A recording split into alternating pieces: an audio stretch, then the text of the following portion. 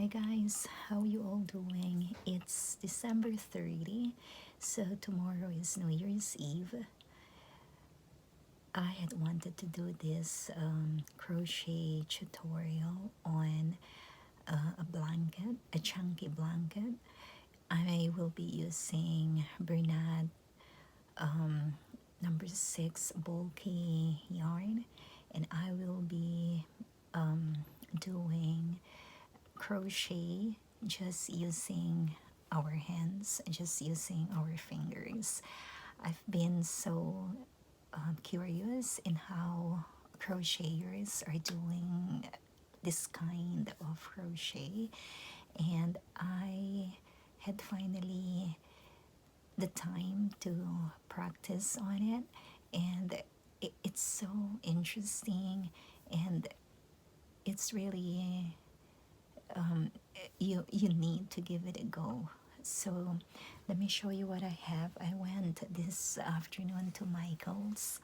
It's the closest craft store by me, so I was able to visit the store. They have a 20% off on all regular items, so I was able to buy this Bernard blanket. So it's number 6 bulky yarn. I am planning to do a tutorial on making a blanket, a baby blanket at that. So I bought 2 skeins of this, and each skein is 300 grams, or it's 220 yards. So I bought 2 of this. So let's dive in. We'll see how successful I am.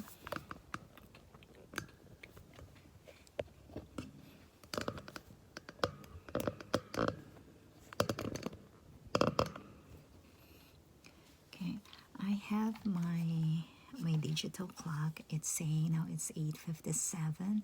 I saw most of the tutorials on YouTube that they are able to make this chunky blanket like in half an hour's time or lesser time than that, but I'm not sure. I'm a beginner also, so I will put it to a test.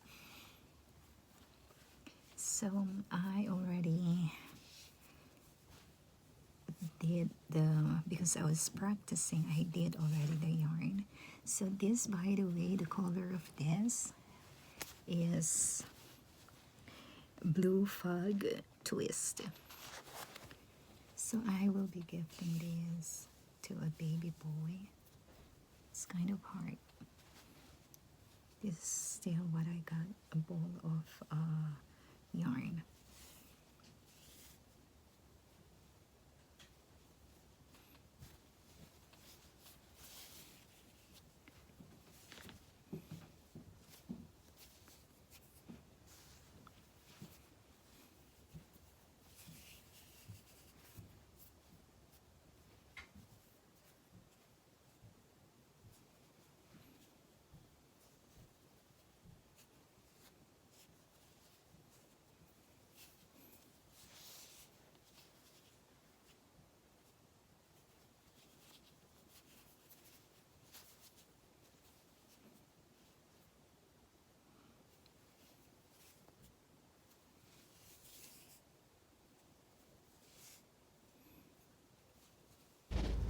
So now I am making a slip knot at the beginning of your project. This is how I do my slip knot. You might know of doing it in a different way, but this is what works for me. You need to adjust the tension and do it according to the width or the diameter of your pointy finger, as what I am using on this project. Okay, do your slip knot, and then you can initially start the foundation chains.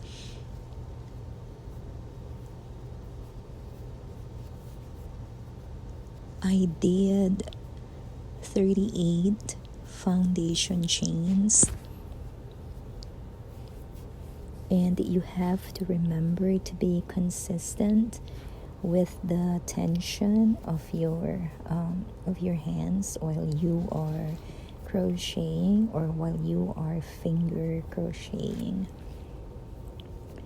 just so that you will be consistent with the tension for your whole project.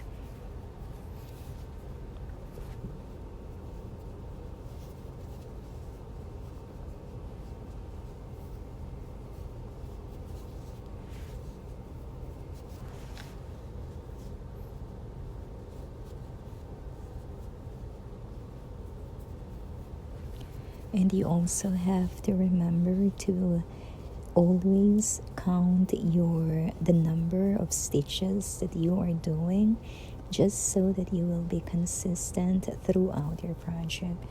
You will not end up with crooked edges.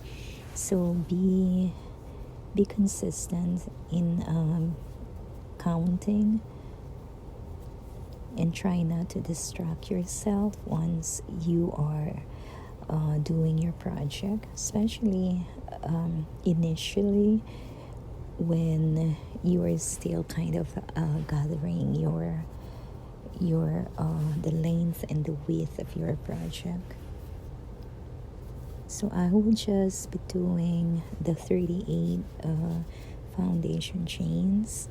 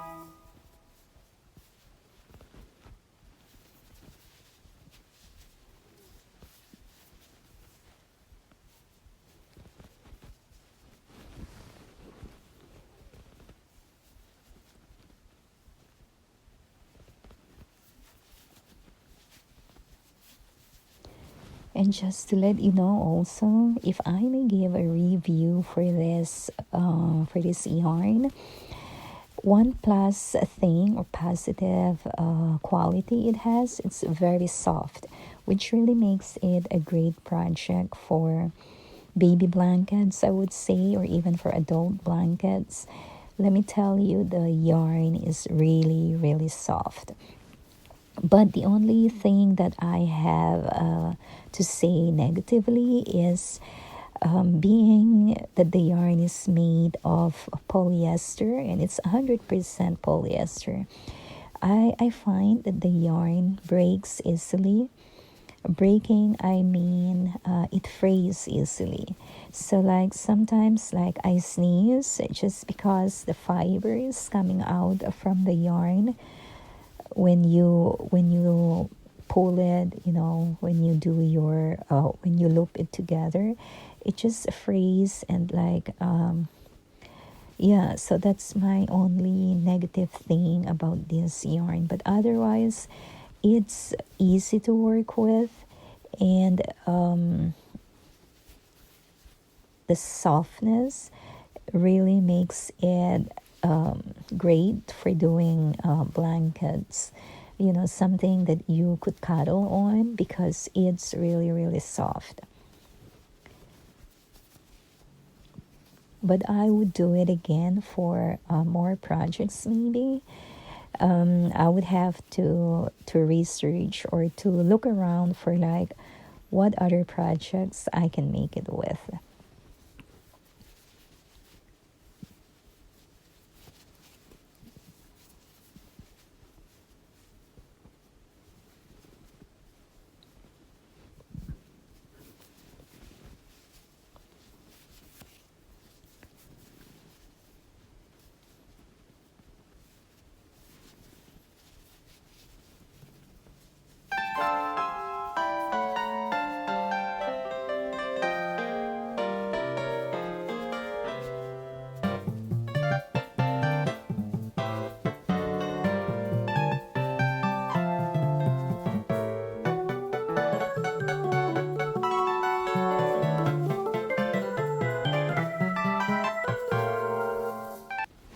Okay, so I will be back. Let me just fast forward some of these minutes that like just goes by so slow, and it's the same process that we are doing here anyway. So I'd be right back.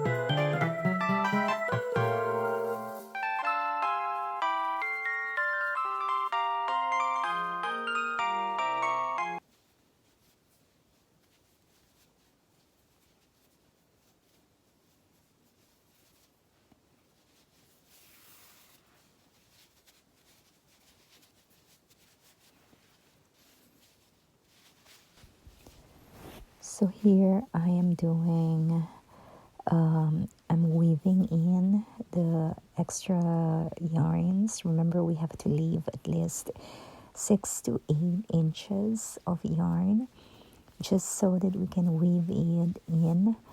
My style is I try to weave it in the back portion or the back side of my project. So this is what I am doing now. I go in and out like you can go either on a straight line or like you can go like the horizontal or vertical lines. Just this will give extra security so your yarns will not unravel. And also at the end of this you will see that I also like tie the extra yarns. Like before I cut it with the scissors, I like tie it into a knot. Like I do it not just once, but I usually do it 2 to 3 times, just so that I can be sure that my yarn will not unravel. And I think most of us women are very OC about about what we do and about how we do things. So it's my way of doing things, and so far I haven't had any issue with my projects, with my crochet projects or knitting projects that become loose or that unravels like after some time. So it's just some tips that you might want to keep or that you might want to try yourself.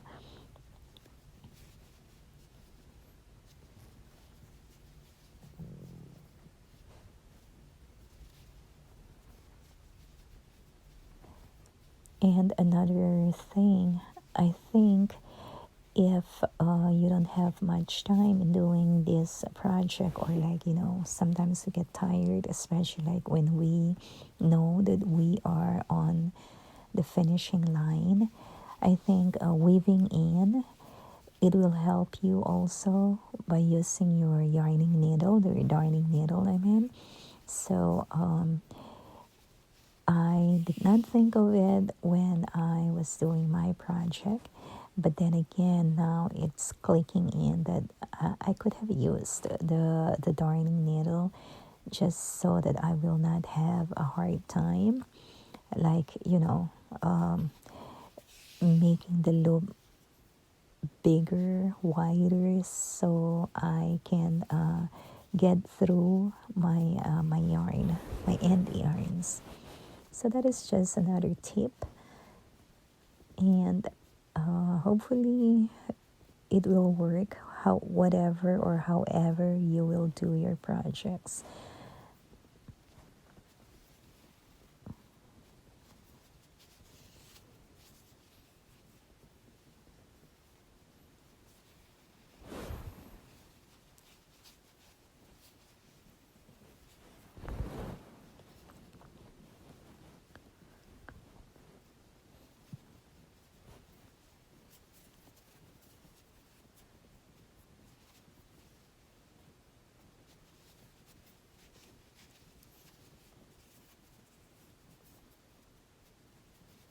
As you can see here, I did so many times going back and forth, weaving in the ends of the yarn.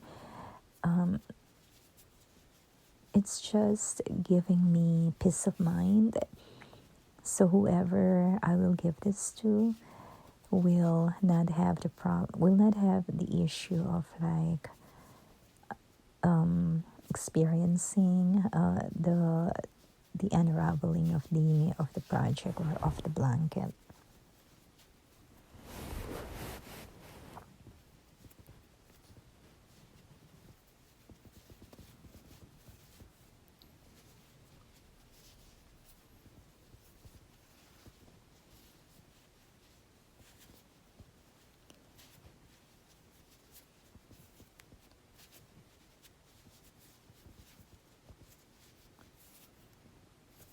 Okay, try to pull it tight, and at this point you are ready to snip off the extra yarn.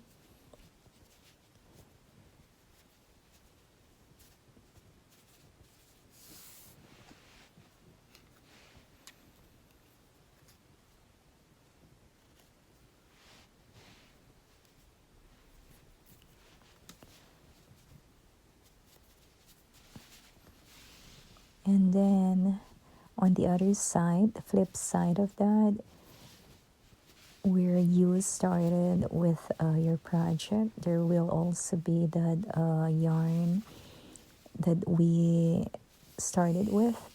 So you will do the same process, weaving them in together, the back side of your project, and that's how I do my project. So this is the extra yarn left after doing this project. I approximately used